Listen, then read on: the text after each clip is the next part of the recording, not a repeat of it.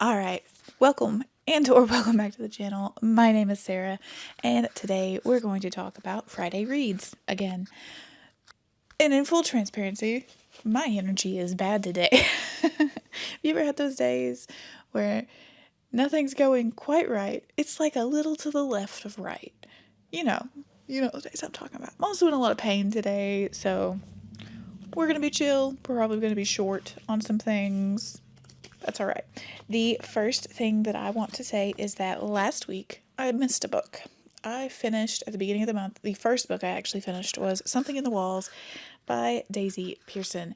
This book I didn't like, which is quite possibly why I just happened to forget it. It is a thriller about a young woman who has just graduated with her child psychology, I think, degree, and she is also in grief support group because she is grieving the loss of her older brother when he was her brother. I don't remember his age. He died when she was young, and it really affected her. Now, she is given a job, or she's offered this job to go see this girl who is being haunted, supposedly, by the witch in the walls. She goes and things unravel. This book had me till the halfway mark, 60% mark. I thought this was going to be a fantastic, true paranormal spooky story. That's the stuff I like. Give me the paranormal spooky stuff. Instead, this story ended up being predictable. I didn't like it. I didn't like the twist. I didn't like the grand reveal. There is some paranormal elements to it, but instead of giving the story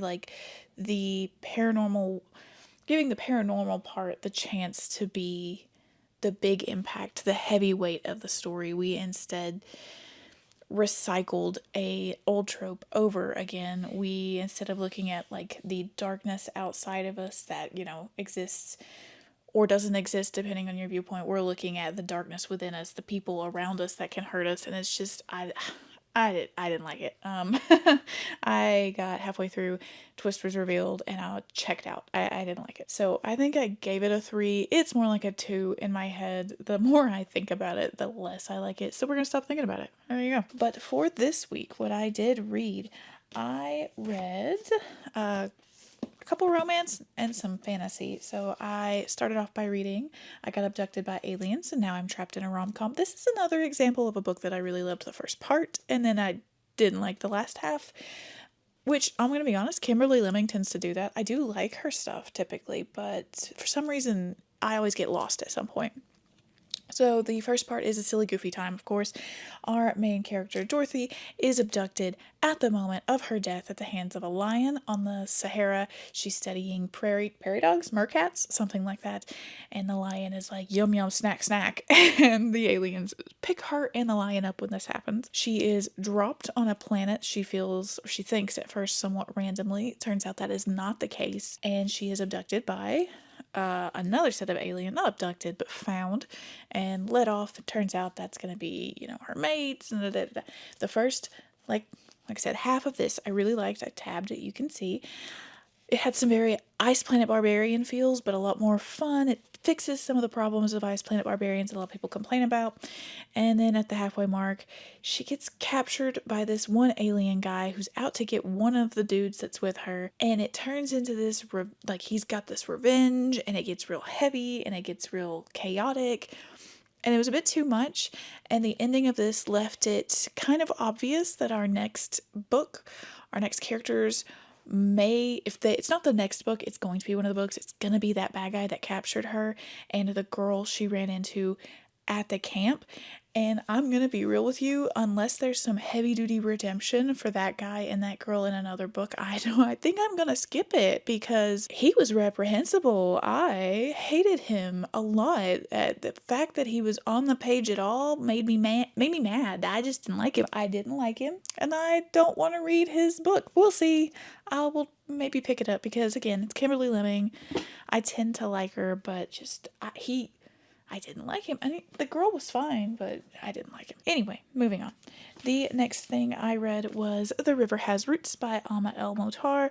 I did like this. It wasn't the 5-star that I thought it was going to be, but I enjoyed it. This is about two sisters who tend to a willow grove that stands on the lands between mortal lands and the fairy lands. One sister is being pursued by a rather persistent human suitor who is not very nice, but she is also in love with a being from fairy. Things happen, the sisters get separated, and the last part of the book is all about them coming back together and the other sister protecting one sister. It was good. I enjoyed it.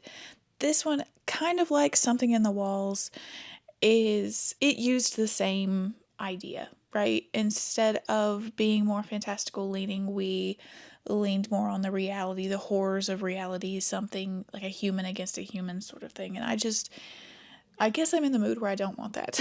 With things going on, I don't want that. So I gave this a 4. I liked it. It was beautifully written. I really loved the magic in this, and I love Alma El Motar's writing, but just the plot point that led us, like the big plot point, the conflict, I didn't care for it. After that, I was kind of like exhausted, to be honest with you. So I picked up the first 2 Black Rose auction books, thinking, something easy would get me going. And that is, the first one is Wicked Pursuit, and the second one is Divine Intervention. Now, the only reason I picked up this bind up, seriously, the only reason, is because of R.M. Virtues being here. R.M. Virtues is usually a indie author. Their books are usually indie published. I don't know if they've gotten a traditional deal or if it's just this one, but I saw their name and said, okay, I want it because I'm gonna support R.M. Virtues. And these were okay. Wicked Pursuit, it's fine. I didn't care for it. I wanted something more fantastical out of it, and it was just a mafia princess, and I hated her, and I didn't like him, so,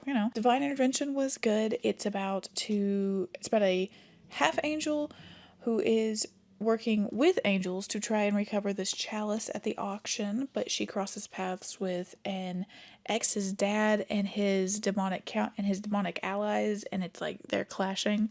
It was fine. I don't know that I will continue the series. It was not a lot of plot and a lot of smut, which meant I ended up skimming a lot of stuff. So it was fine. It's not great, but I did want to support R.M. Virtues, so I did do that. And the best book that I read this week, I'd say the best book I read this week was Starbinder by Mark Timoney. This is another maybe indie. I don't know if a small press put this out or if the author himself put this out, but it is absolutely beautiful. It's a hardback. It was very cheap one night when I was poking around online, and I picked it up to try because this is the prequel to his new series he has started. The series is called Eye of Eternity. The first book after this is Blood on the Spear, I do believe. But this establishes the world, and in this world, once upon a time, there were summoners, and they wrecked the planet. They wrecked the world, and now people look down on summoners. Most magic has been wiped out, so there are other types of magic, but it's very rare. And this follows a young girl who is living with her family, and they give me the vibes of the Vistani from Curse of Strahd. If you're familiar, they're very much inspired by the Romani people, and these felt more like the Vistani than like real Romani. So I do believe I see a little bit of some D&D inspiration here, but she is a member of this kind of a family, and her grandmother is horrendous to her and sends her out to these ruins for a reason you find out quickly, and it is her getting there and us meeting the world being established and seeing some of the magic and things. This character I read is in the next book. She is not a primary character because I believe this book takes place quite a few years before Blood on the Spear or Blood of the Spear, something like that. But I really liked the setup. I liked the world. It had very classic fantasy vibes. So I will hopefully be continuing with this. I may pick up the first book here soon and try it. I have it on my Kindle, so it's there for me to read. And like I said, this is absolutely a stunning book. I gave this 5 stars. I didn't see anything wrong with it. I really liked there is a point where I'm reading the whole book, and there's a lot of celestial magic and people like up in the stars, and they're in what I feel like is a spaceship, and the whole time I'm reading, like, is this a decommissioned spaceship? Some of the characters, and somebody makes a reference to the old tech of Earth, and I said, aha.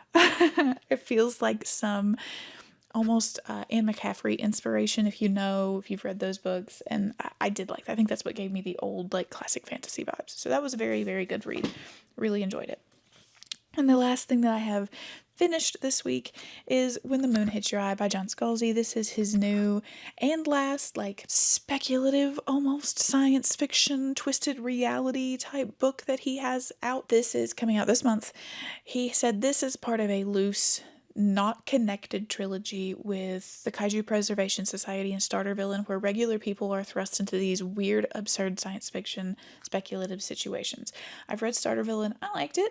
I have Kaiju Preservation Society. I need to read it. It's got giant kaiju in it, which is a buzzword for me. I just haven't got to it. And this one I liked. It was cheesy.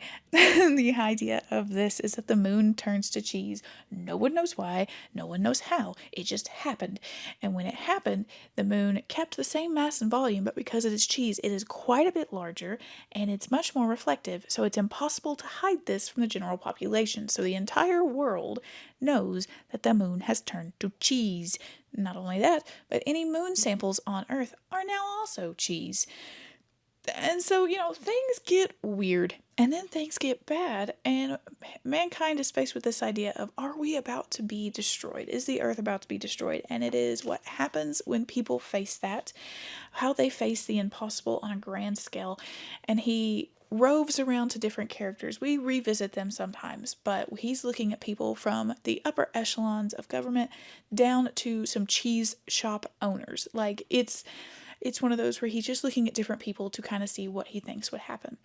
My favorite part of the whole book was the ending, the last couple of chapters, because this is like day 32 after the moon turns to cheese, day 53.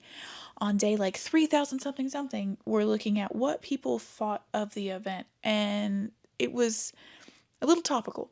In typical John Scalzi fashion, he touches on things gently, but he doesn't get too heavy-handed with it. He doesn't explore it deeply. It's kind of a shallow touch, which is a critique a lot of people have. His books are very quippy as well, another critique people have, and this is also quippy.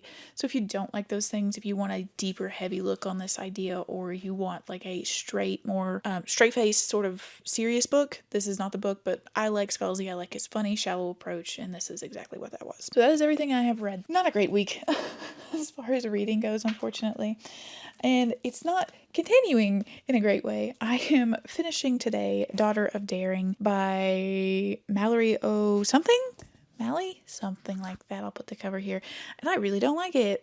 It's nothing to do with the subject matter. It would be fascinating objectively. I just really dislike this writing style. It is a nonfiction biography of one of the first stunt women in the film industry, Helen Gibson.